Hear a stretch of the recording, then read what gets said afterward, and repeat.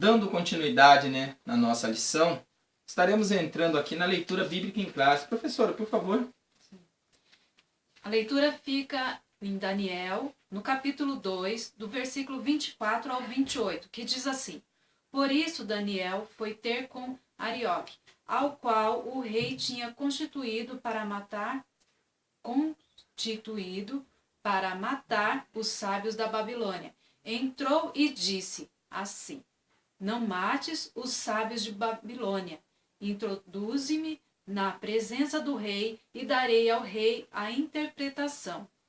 Então Arioque, depressa, introduziu Daniel na presença do rei e disse assim: Achei um dentre os filhos do cativo de Judá, o qual fará saber o rei da interpretação. Respondeu o rei e disse a Daniel, cujo nome era Beltesazar: Podes tu fazer-me saber o sonho que vi e a sua interpretação? Verso 27 diz assim: Respondeu Daniel na presença do rei e disse: O segredo que o rei quer, nem sábios, nem astrólogos, nem magos, nem adivinhos o podem descobrir ao rei. Mas há um Deus nos céus, o qual revela os segredos. Ele, pois, fez saber ao rei Nabucodonosor o que há de ser no fim dos dias, o teu sonho e as visões da tua cabeça na tua cama são estas. Então olha só que coisa maravilhosa. Aqui você vai ver que, vamos dizer assim, um filho ali do cativeiro, um filho do cativeiro acaba ali se tornando alguém importante no sentido aqui de uma interpretação de um sonho. Então olha só como Deus age, como que Deus age na vida aqui das pessoas, usando as pessoas no momento certo e na hora certa. Então nós vamos aqui compreender aqui pela vida de Daniel, tudo aquilo que aconteceu a respeito aqui no reinado aqui do reinado de Beltesazar, em todos os reinados aqui que ele passou, esse homem que, vamos dizer assim, que podemos classificá-lo como um grande entendido, um grande sábio dentro da palavra aqui. Vamos lá, professora, continua aqui para nós. A introdução diz assim: a evangelização nas universidades também deve ser uma prioridade máxima da igreja, pois do universo acadêmico saem os cientistas, educadores, formadores de opinião e boa parte dos governantes e legisladores. Cabe-nos, pois, preparar adequadamente nossos irmãos em Cristo, a fim de que, no campus, atuem como reais testemunhas de Jesus Cristo. Somente dessa maneira viremos a ter um país mais justo e comprometido com a ética cristã. Nessa lição, veremos o exemplo de Daniel e seus 3 companheiros, exilados em Babilônia. Destacaram-se como acadêmicos, servidores públicos e políticos. Eles mostraram em atos e palavras a supremacia do Deus de Israel. A vida desses hebreus serve de exemplo aos acadêmicos e políticos cristãos que lutam por levar o evangelho às mais altas esferas do conhecimento e do poder. Olha que coisa maravilhosa, vamos dizer assim, até algum tempo, professora, a igreja, ela tinha, vamos dizer assim, esse receio de preparar ou até mesmo de permitir que os seus membros participassem do mundo político ou até mesmo do mundo acadêmico. Vamos dizer assim, nós, como membros da Assembleia de Deus, vamos dizer assim, viemos ao conhecimento mais filosófico, mais acadêmico, há alguns tempos, vamos dizer, não tão distante assim, mas há alguns tempos agora, Então nós viemos participar do mundo acadêmico, vamos dizer assim, há pouco. Por quê? Porque não se dava tanta ênfase assim à preparação dos seus membros, ou até mesmo, né, das pessoas que fazem parte da comunidade evangélica, não se dava tanto interesse em buscar o conhecimento no mundo acadêmico. Então, perdemos muito com isso, né? Perdemos muito com isso. E você vai ver que as demais igrejas, vamos dizer assim, né? Em particular a Igreja Católica, ela sempre investiu, ela sempre foi uma igreja que investiu nos seus membros, preparou os homens, formou homens, tanto que as grandes universidades que nós temos são universidades católicas, né? E as evangélicas começou, parece que, a acordar agora, há pouco. E exemplos de homens que eram conhecedores, né? Tinham conhecimento muito alto, a gente tem na Bíblia. Com certeza. E você vai ver que, falando aqui não é hoje, não começou agora, né, a entrar o evangelho nas universidades. Se você for ver na época de Lutero, de Finney, né, da época desses grandes homens, né, de John Hus, você vai ver que esses homens já eram grandes homens intelectuais, eram grandes sábios, grandes filósofos, grandes teólogos que deixaram marcas maravilhosas para nós. E a gente tem um grande exemplo que Paulo, ele tinha sua formação. Com e certeza. Ele levou a muitos, né? Então, vamos dizer assim, você vai ver, professora, que dentro da cultura judaica, eles prezam, né? A cultura judaica, ela preza pelo conhecimento. Sim. Né? Eles têm essa preocupação em preparar os seus membros ali da sua comunidade. Então, por que nós também não investir, né? Não permitir que os nossos, né, que fazem parte do nosso meio, também participem,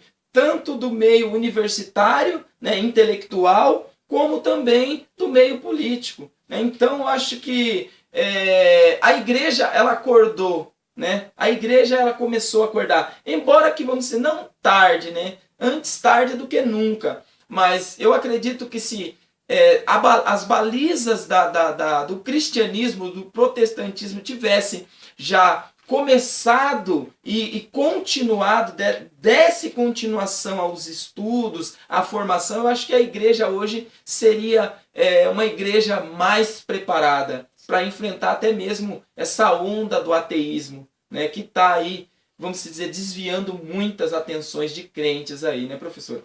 Então, vamos lá. Daniel na Universidade de Babilônia.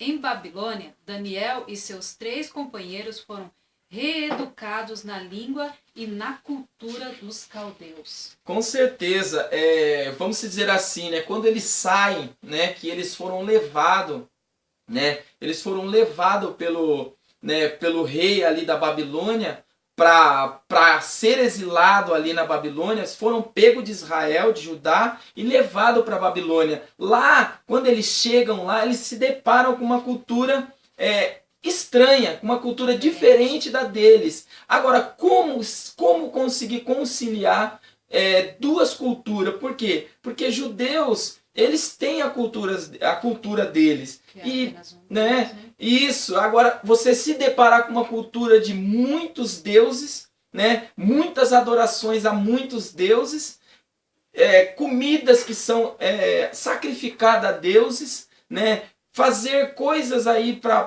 agradar o rei, para agradar uma entidade, então você vai se chocar com isso. Agora, uma coisa interessante que você vai ver no capítulo 1 de Daniel, você vai ver que quando ele chega, né, que eles são príncipes, deixa bem frisado aqui, que eles levaram, né, eles não levaram qualquer um. Né? Quando o Merodach, se eu não me engano, ele invade, né, Israel, Jerusalém, quando eles invadem, leva os cativos para a Babilônia, o que acontece ali? Muitas pessoas morreram e eles pegaram e levaram ali para a corte os príncipes, os filhos mais nobres da terra judaica. Então, Daniel, Sadraque, Mesaque, Abednego, né, eram príncipes, não era comum, pessoas comuns. Aí você vai ver que quando eles chegam lá, né, eles colocam para eles a cultura deles. Olha, vocês têm que oferecer uma comida típica do local, é você oferecer uma cultura.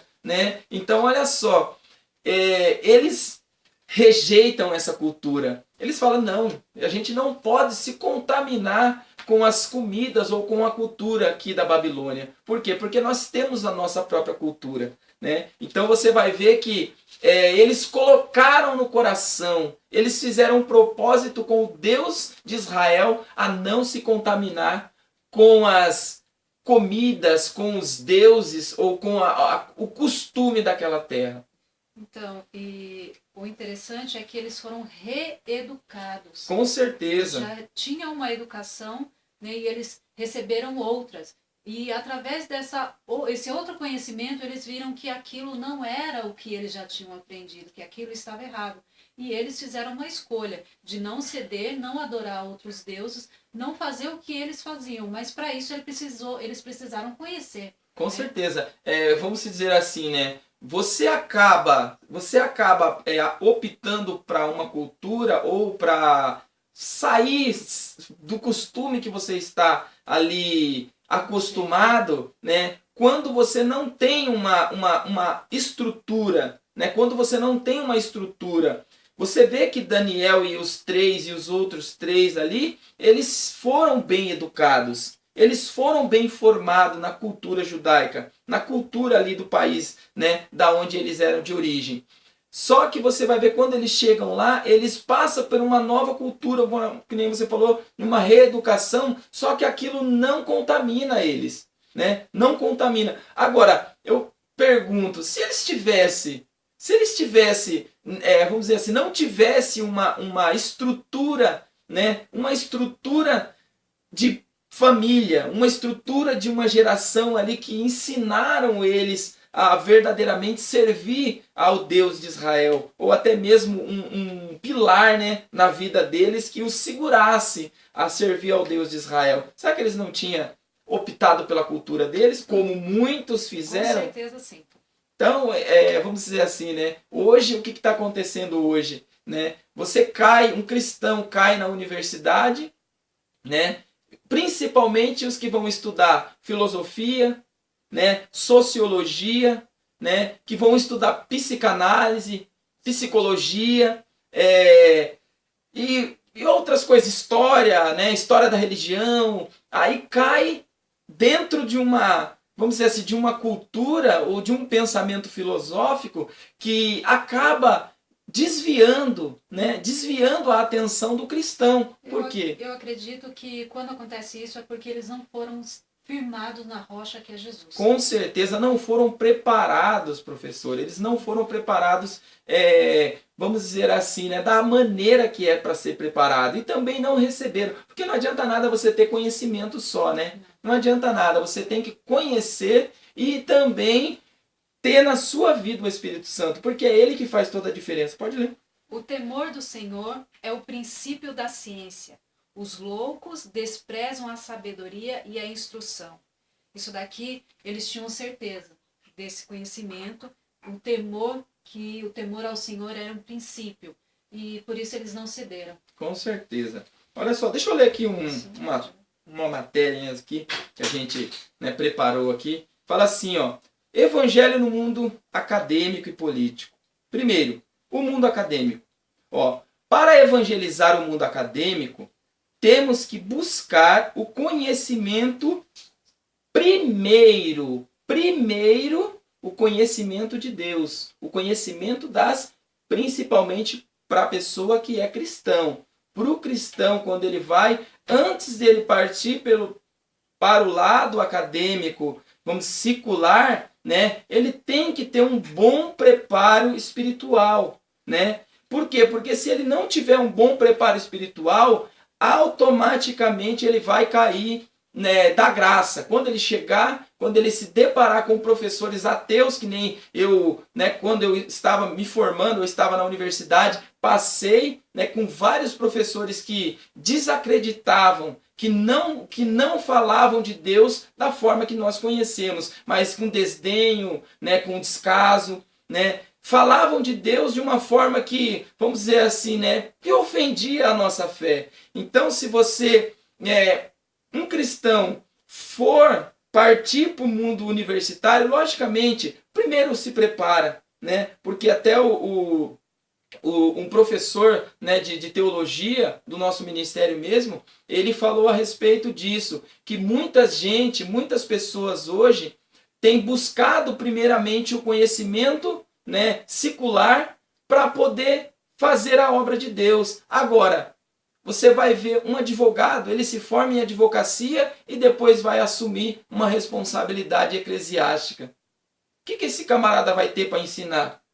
O que esse camarada vai ter para ensinar? Logicamente, né? Não estou falando que não é necessário, que nós não necessitamos, que a igreja não necessita de um universitário ou até mesmo de um formado, ou um doutor, ou um juiz. Né? Nós temos aí, né, no nosso ministério o doutor Caramuru, né, e que ele é juiz. Então, vamos dizer assim, né? Nós temos muitos homens, só que homens que são abalizados na palavra, né? Não são simplesmente homens que caíram de paraquedas, né? Homens que caíram de paraquedas no meio evangélico, porque ele se formou em uma universidade secular e depois veio ali ser pastor ou ser um missionário ou ser um apóstolo, que nem muitos se colocam. Então hoje as coisas estão mudadas. Vamos lá. Ó, aí ele coloca assim, ó, depois da humana. Caso queiramos ter apenas o conhecimento humano, podemos nos afastar dos caminhos do Senhor, como fez Salomão, né? Homem sábio.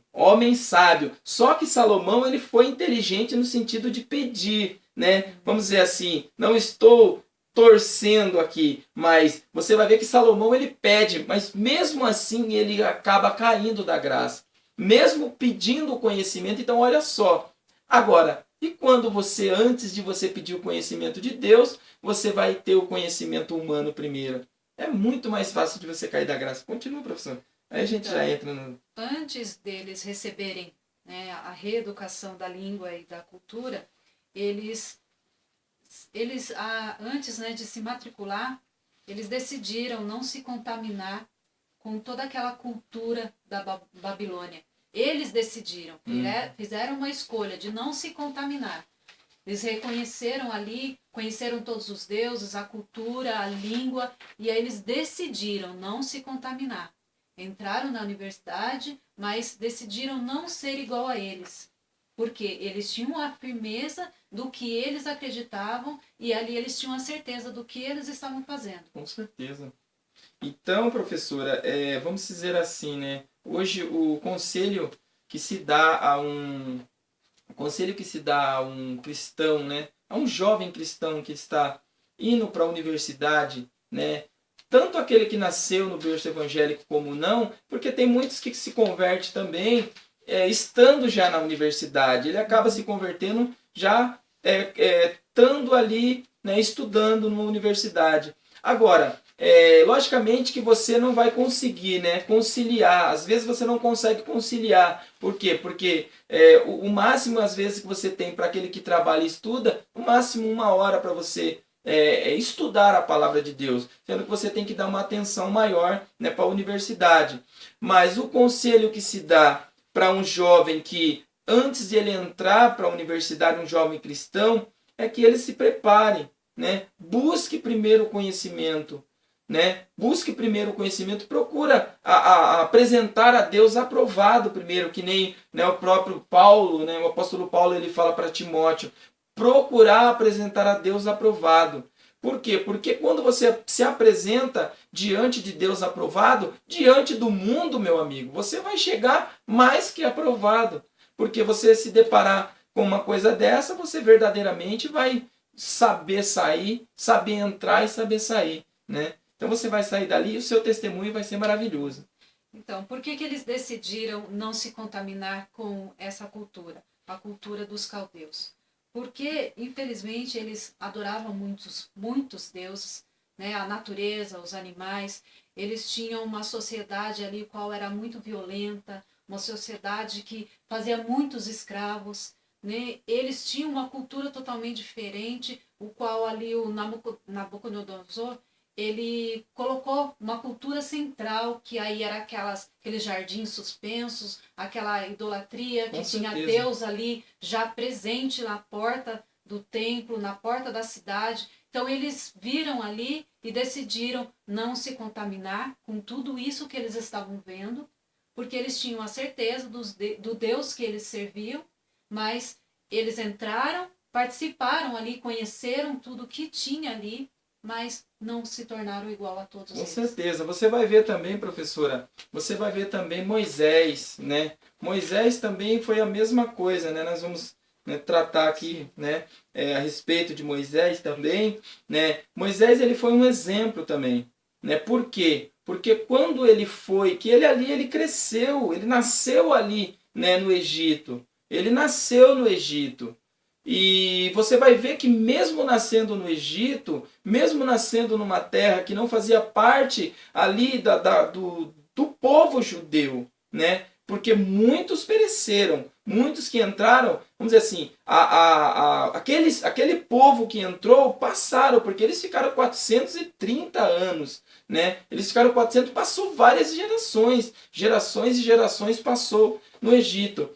Mas você vai ver que quando nasce o libertador, que era Moisés, você vai ver que ele não se contaminou, ele não deixou que o palácio, a filha ou até mesmo, né, Faraó o contaminasse. Por quê? Porque ele não se dobrou, né? Ele não se dobrou diante daqueles deuses, ele não se dobrou diante de tudo que ele poderia ser se ele negasse ao Deus de Israel. Sim, a gente pode ver que tanto Moisés como Daniel e seus companheiros, eles deram testemunho ali para muitos. Com certeza. Em Atos capítulo 7, verso 21, se você quiser ler, mas ele fala sobre a respeito de Moisés, que Moisés ele teve todos os conhecimentos do Egito.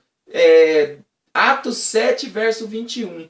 Ele teve todos os conhecimentos possíveis do Egito. Então ele foi formado em toda a cultura egípcia ali, né? Tanto filosofia como ciência. Ele estudou tudo, magia, tudo que tinha ali no Egito ele estudou. Ele se formou mesmo. Ele foi vamos dizer, um doutor na questão egípcia. Então ele conhecia tudo. Só que mesmo assim ele não deixou que aquilo entrasse no coração dele. Pode ler.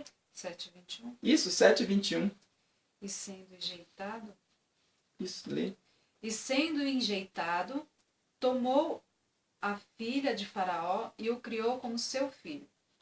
Pode ler. Moisés foi instruído em toda a ciência dos egípcios e era poderoso em suas palavras e obras. E quando completou a idade de 40 anos, veio-lhe ao coração ir visitar seus irmãos, os filhos de Israel. Então, olha só que coisa maravilhosa, né? É um homem que nasceu num ventre de um hebreu, né? De uma hebreia, nasceu no ventre de uma hebreia, foi tirado da sua mãe ali recém-nascido, foi entregue ali às águas e tirado pela filha de Faraó, criado pela filha de Faraó, é educado em toda a cultura do Egito, né? Se especializou em todo o conhecimento, mesmo assim, quando ele chegou a uma certa idade, o coração dele ardeu, né? Vamos dizer assim, né? O Deus de Israel novamente fala com ele e ele entende a voz de Deus e ele volta, né, para libertar, porque ele foi chamado para isso, para libertar o seu povo. Continua, professor. Uma carreira acadêmica testemunhal. Incentivemos nossos irmãos e irmãs a que sobressaiam pela excelência acadêmica, que se apresentarem rendimentos medíocres, como poderão demonstrar que o amor de Cristo conduz à verdadeira sabedoria. Que o amor de Cristo conduz à verdadeira sabedoria? Se, infelizmente, você está na universidade e você não tem um testemunho, ali você não demonstra que você realmente acredita em Deus e você cumpre o que ali os conhecimentos que você está recebendo, fazer tudo que é feito ali, que é pedido, os trabalhos, você também não está dando o exemplo, não cumprir horário, né? Ser um aluno relaxado, que exemplo você vai estar dando Com ali para os certeza. outros, né? Vamos dizer assim, né, professora, para quem passou por isso sabe, né, que você tem, né, os alunos que eles vão verdadeiramente para estudar, né, vão para buscar o conhecimento, para se formar. E tem aqueles que vão para se divertir, né? Passar o tempo. Para passar o tempo. Aqueles que, né, têm mais, vamos dizer assim, entre aspas, condições que os pais, né, banca. Então esses vão mais para se divertir. E as oportunidades para você desviada do seu foco tem muitas. Você vai encontrar muitas. Só que quando você está no objetivo e Deus está na sua vida, verdadeiramente você foca no seu objetivo. Você foca no objetivo e mantém ali, né, a sua, vamos dizer, o seu objetivo você mantém. Agora, infelizmente, né, tem convites terão, né, tem muitos convites para você se desviar do seu foco. Tanto perder o foco ali daquilo que você está buscando, do conhecimento, como até mesmo do foco de Jesus, do foco de servir a Deus. Por quê? Porque muitas pessoas querem tirar você da presença de Deus, levar você para o mundo. Dentro da universidade acontece muito. Então nós vamos entender aqui também, né, alguns pontos críticos aqui dentro da universidade. Ele coloca até aqui que como você vai construir uma carreira acadêmica que seja um testemunho lá dentro, se você não cumprir como um cristão ali dentro. E aí coloca até assim, Jesus precisa de testemunhas em todas as áreas do saber humano. Com certeza. Se Jesus precisa, então temos que dar testemunho sim, em todos os lugares, principalmente ali. Se nós queremos ganhar almas ali dentro, então primeiramente tem que começar com o testemunho. Com certeza. E olha só, professora, vamos dizer assim, né? Você vai ver que dentro da universidade você encontra, né, que nem nós já falamos, muitos desses caminhos errados, mas também você vai encontrar coisas boas, Sim. Né? Oportunidades. Para quem se aplica, oportunidades virão. Então você vai se deparar com o lado bom e com o lado ruim. Então cabe aquele que está balizado, que está com o seu foco ali nos estudos, na preparação, e também aquele que está com o seu foco em Cristo, jamais ele vai perder ali, né, a sua direção, né, aquilo que ele tem por objetivo ser ou fazer. E fica bem visível porque ele tinha testemunho que quando o rei tem um sonho, já eles lembram de Daniel. Com certeza, o testemunho dele falou mais alto, né, professora? Então, vamos dizer assim, muitas das vezes, né, o seu testemunho ele chega primeiro, né? O seu testemunho ele chega primeiro. Você pode até não estar no ambiente, mas sempre alguém vai lembrar, olha, o irmão, olha, aquela pessoa, olha, o crente. Então, a primeira coisa que vai, né, falar a respeito de você é do seu testemunho. Agora, quando você não tem testemunho, infelizmente, né, as pessoas nem lembram. Vamos lá. A crise escatológica. O rei Nabucodonosor estava preocupado com o futuro do seu império, quando Deus lhe mostrou um sonho, o estabelecimento do reino do céu na terra, como nenhum de seus magos ou astrólogos fora capaz de interpretar o sonho, decretou a morte da elite intelectual de Babilônia. Professora, eu vejo aqui, né, eu vejo dentro desse contexto aqui, que Daniel ele estava preparado juntamente com eles, né? Todos eles ali, todos os que foram chamados na presença do rei, eram homens também, homens intelectuais, homens estudiosos, homens que também se prepararam, homens que frequentaram também os bancos das universidades ali da Babilônia, mas tem um ponto-chave aqui importantíssimo, né? Essa diferença que Daniel tinha não era somente um conhecimento simplório humano, não era simplesmente um conhecimento humano, mas ele tinha algo de diferente na sua vida. Por quê? Porque quando chegou no momento de declarar o sonho, ele não foi, porque o que acontecia? Geralmente, quando o rei teve um sonho ou tinha sonhos, ele chamava os adivinhos ali, e os adivinhos, o que eles faziam? né? Você vai ver que está bem visível no texto. Você vai ver que está bem claro no texto ali. A primeira coisa que eles faziam: ó rei, declara-nos o seu sonho, conta-nos o seu sonho. Aí, através disso, eles faziam o quê? Adivinhações. Uma interpretação, né? Uma interpretação ali de texto, né? Como que se faz hoje, bem clara, né? Você pega um texto e consegue interpretar aquilo que o texto está dizendo e depois dá o contexto. Então foi isso que eles fizeram. Eles faziam, né? Eles pediam para que o rei contasse o sonho e em cima disso, ó rei, vai acontecer isso, isso e isso, mas com base naquilo que você me contou. Só que o rei, dessa vez, esse sonho foi diferente. Esse sonho agora foi diferente. E o rei chega e fala para eles que teve para os magistrados ali que teve um sonho. Só que alguém chega, ó rei, nos conta o sonho. Mas o rei fala que não ia contar. O rei não contou o sonho. Ele falou, não, eu quero a interpretação, mas eu não vou contar. Eu não vou dar o sonho para vocês. Vocês vão ter que interpretar o sonho sem eu contar. Aí o que acontece? Ele fala, é impossível, né? Eu estou aqui conjecturando aqui, né? Dentro do contexto, mas fazendo uma conjectura. Aí o rei, né? Ó rei, é impossível da gente conseguir, né? Aí o rei, no meu pensamento, peguei vocês, sabia que vocês estavam fazendo isso, né? Vocês estavam usando de má fé. Não, agora eu quero que vocês, se vocês não conseguirem, vocês vão morrer. Aí o que fizeram? Chamaram aquele que tinha o diferencial. Aquele que tinha o Espírito Santo na vida. Olha, chama Daniel. Vai lá chamar Daniel. Que esse, a gente sabe que ele interpreta sonho de verdade. Então olha que coisa linda. Continua, professor. A intervenção de Deus na política babilônica. Daniel já era bastante idoso quando foi convocado a gerir a pior crise do Império Babilônico. Naquele instante, ele não poderia ser politicamente correto. Por isso, proclamou corajosamente a sentença divina sobre o reino de Belsazar, a corrupção da Babilônia. Então, ele vai falar um pouco aqui sobre política. Com certeza. E a gente vê que quando se trata de política, a pessoa já tem aquela ideia de, nossa, só tem roubo, corrupção, coisas erradas, eu não gosto. Mas esquece que política é discussão, é falar sobre assuntos, né? Não estamos falando política, os roubos que acontecem aí, não.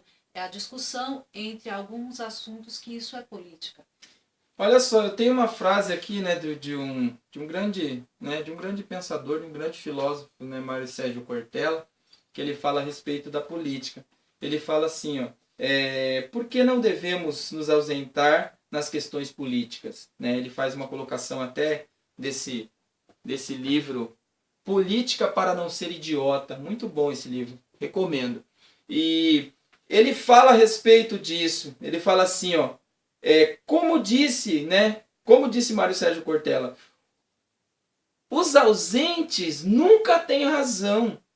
Se quisermos ter razão, ou se quisermos razão para reivindicar os nossos direitos como cidadão, não devemos nos ausentar da política e não permitir, né, não devemos, olha só que importante, não devemos nos ausentar das questões políticas, né, e também não devemos deixar que elas nos corrompam. Então, há dois princípios aí. Se nós quisermos ter razão, e isso eu falo como igreja agora, se a igreja quiser ter razão nas questões políticas, ela não pode se ausentar, porque é muito fácil, né? É muito fácil nós colocarmos aqui um argumento ou até mesmo um discurso, né? Um discurso aqui vamos dizer assim, de religioso a respeito de, não, a política está assim, os políticos estão desse jeito. Não, olha só os termos aí, cuidado com os termos.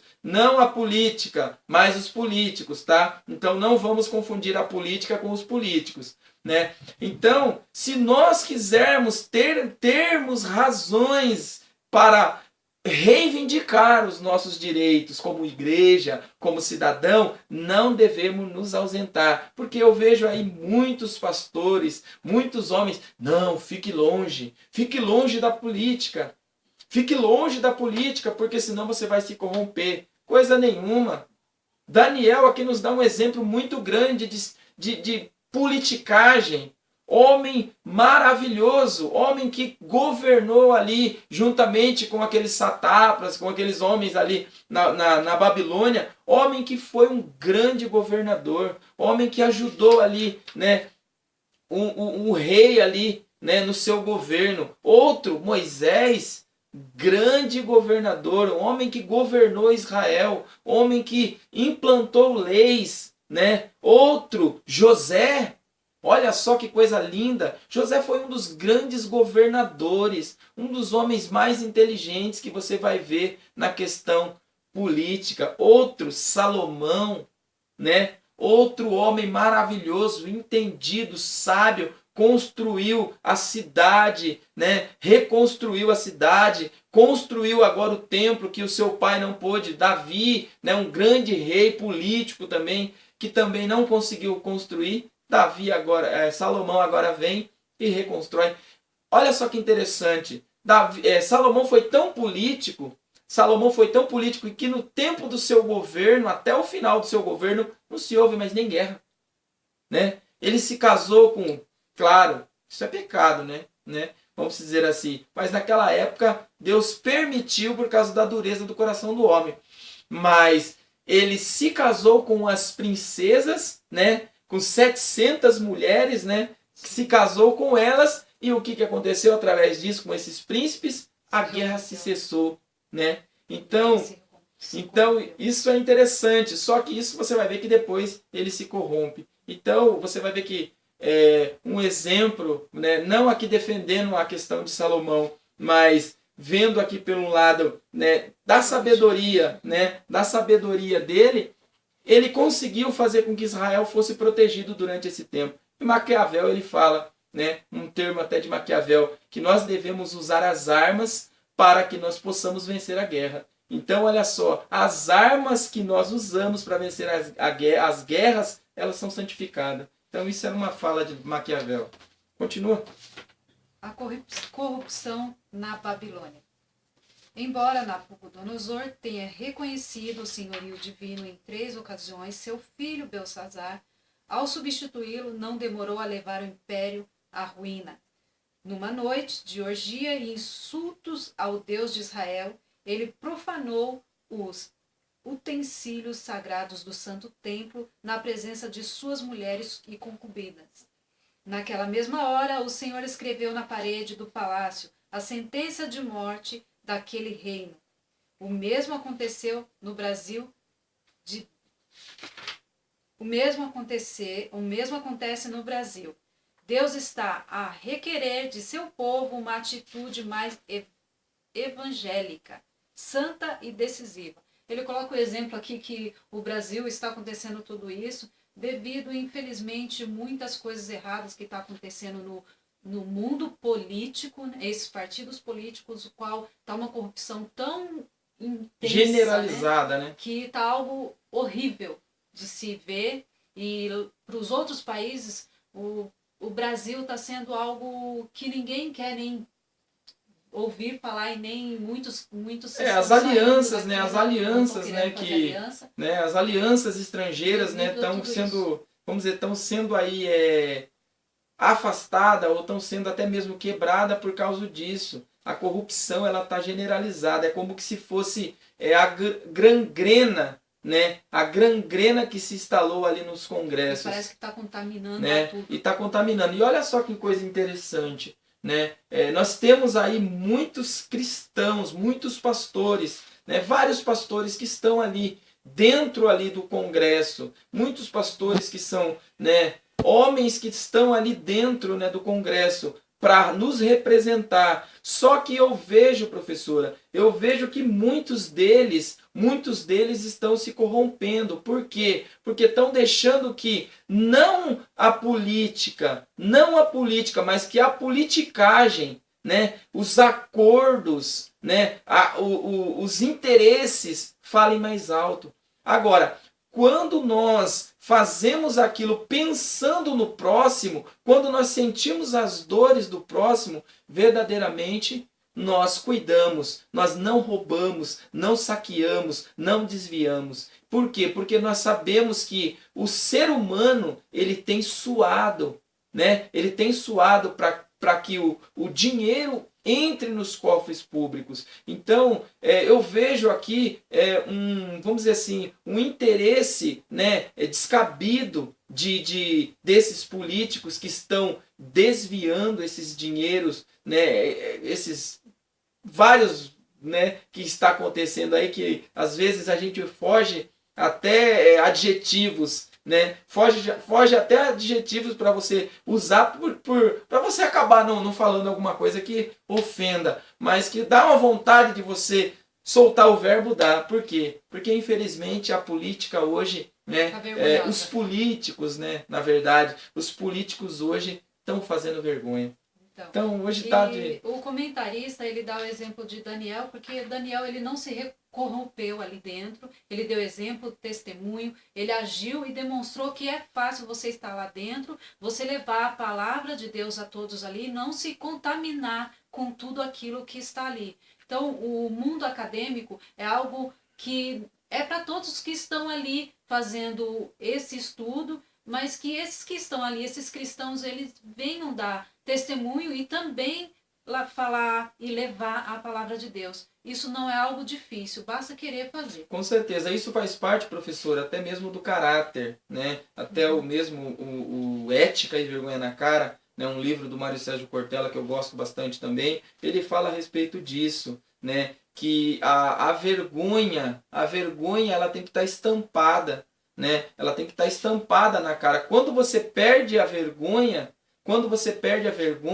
infelizmente você deixa com que os favores ele acabe te corrompendo. Então, os corruptores e os corruptos, eles só fazem isso, ele até diz, né? Até vamos dizer, um diálogo entre o Cortella e que me fugiu da memória o nome aqui, mas são um diálogo entre dois, entre o Cortella e um outro filósofo, né? Nesse livro. E eles falam a respeito disso, que o corruptor e o corrupto, eles só fazem isso por quê? Por causa de um interesse. Então, quando eles entram na questão que alguma coisa vai ter para satisfazer o seu desejo, ele se corrompe. Então, a Bíblia também é clara nisso, né? A Bíblia também é clara nisso. Para você não deixar que as coisas dessa terra entrem no seu coração. Por quê? Porque nós devemos buscar as coisas de Deus primeiramente e a sua justiça. E todas essas coisas serão acrescentadas. Mas não, o ser humano ele prefere primeiramente buscar todas essas coisas para depois se arrepender e buscar as coisas. E quando se arrepende, né, professora? Conclusão para nós. Nós vemos que na Bíblia tem exemplos de homens que participaram desse mundo acadêmico e não se corromperam, não se contaminaram. Não só o acadêmico, né, professora, mas também do político, né? Sim, com certeza.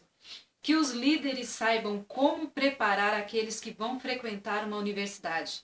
À semelhança de Daniel e seus companheiros, estes poderão fazer uma grande diferença no mundo acadêmico e na esfera política. O Senhor Jesus precisa de crentes em todas as camadas sociais. Com certeza. Então, Jesus ele está chamando, ele está dando a oportunidade. A sabedoria ela vem de Deus, né? A sabedoria ela vem de Deus. É Deus que nos dá sabedoria e inteligência. O homem de si só não tem nada. Por quê? Porque nós entramos nesse mundo nu. Nós entramos nesse mundo nu, né? Entramos sem nada. Sem sabedoria, sem conhecimento, sem roupa, sem nada. Nós entramos nele sem nada. Aí o que acontece? O próprio Deus nos proporciona. Ele nos proporciona tudo. Ele nos dá tudo. Aí com a nossa arrogância, achamos que somos tudo. Depois quando nós partimos, deixamos tudo. Não levamos nada. Nada. nós não levamos nada desse mundo. Então, meus irmãos, né, meu irmão em especial que está nos assistindo, nós não levamos nada. Então não adianta se corromper, não vai levar-nos a nada. Nós só vamos ter essa emoção ou esse prazer momentâneo, né? Aquilo só vai nos ter prazer momentâneo. Depois, quando colocarmos a cabeça no travesseiro, aí você vai ver que aquilo só foi um egoísmo humano, né? Eu conheço, né, várias pessoas aí que, né, acabou se deixando levar por isso e hoje você vai ver que ela se arrepende. Então, vai aí esse conselho. Uma frase que Paulo fala, sede meus imitadores como eu sou de Cristo, eu tenho isso como uma grande frase, que quando nós somos imitadores de Cristo, tem pessoas que ali através de nós, eles podem chegar a Cristo, porque acabamos sendo o espelho para outras pessoas ali dentro. E hoje, e o próprio apóstolo Paulo, ele também fala, né, que nós hoje vemos através de espelho, mas naquele dia veremos face a face. Então, olha só, se nós somos, né, bem colocado, se nós somos o espelho para o mundo, ele está olhando para nós e está refletindo.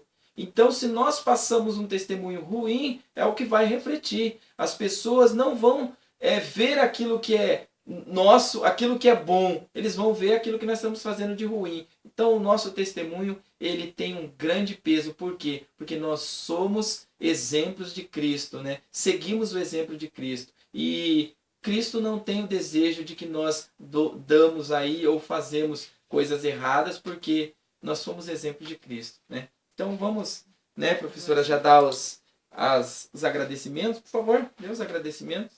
Obrigada a todos. Que você continue aí nos ajudando, like ali depois. nos ajudando, ali se inscrevendo na página. Se possível, alguma pergunta, a gente vai estar respondendo sim.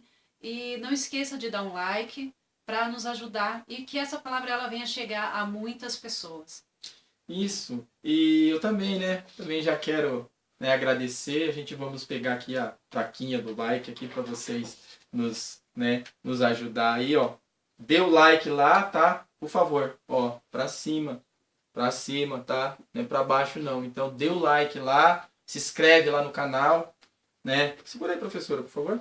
Dê o like lá, se inscreve no canal, que eu acredito que nós estamos fazendo aqui para a honra e a glória do Senhor. Então, né, deixa o seu comentário abaixo do vídeo aí, deixa os seus agradecimentos, a sua crítica, né? E nós vamos estar respondendo aí conforme, né, nosso tempo aqui nos der. Então, nós vamos estar orando e pedindo aí para Deus abençoar. Senhor Jesus, nós te louvamos e te agradecemos. Continua nos abençoando e nos dando graça. Pedimos a tua graça e a tua misericórdia para todos aqueles que estão assistindo, que irão assistir. Em nome de Jesus, nós pedimos as tuas bênçãos. Amém. Deus abençoe, meus amigos. Dê o like lá, tá?